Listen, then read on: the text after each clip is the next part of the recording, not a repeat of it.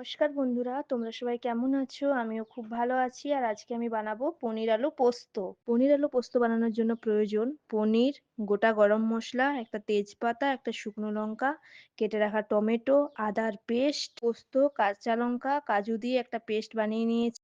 এরপর কড়াই গরম হয়ে এলে তাতে সাদা তেল দিয়ে দিয়েছি। এরপর পনিরের টুকরোগুলো একের পর এক দিয়ে দিয়েছি।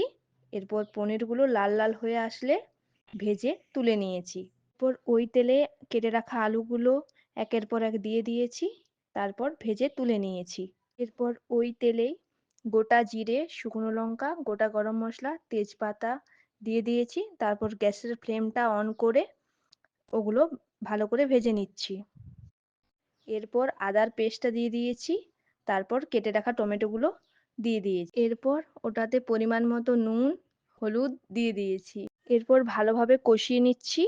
কষানো হয়ে এলে তাতে পোস্ত ও কাঁচা লঙ্কার পেস্টটা দিয়ে দিচ্ছি।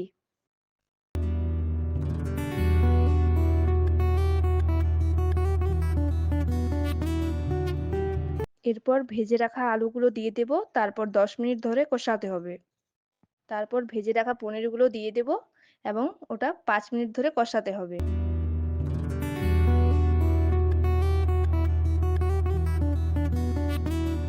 এরপর ওটাতে গরম জল ঢেলে দেবো। আপনারা যে যেরকম গ্রেভি রাখতে চান সেরকম জল দেবেন। এরপর কিছুক্ষণ ফুটিয়ে নিলেই আমাদের রেডি পনির আলু পোস্ত। এই পনির আলু পোস্তটা গরম লুচির সাথে খেয়ে দেখবেন, খুব ভাল লাগবে।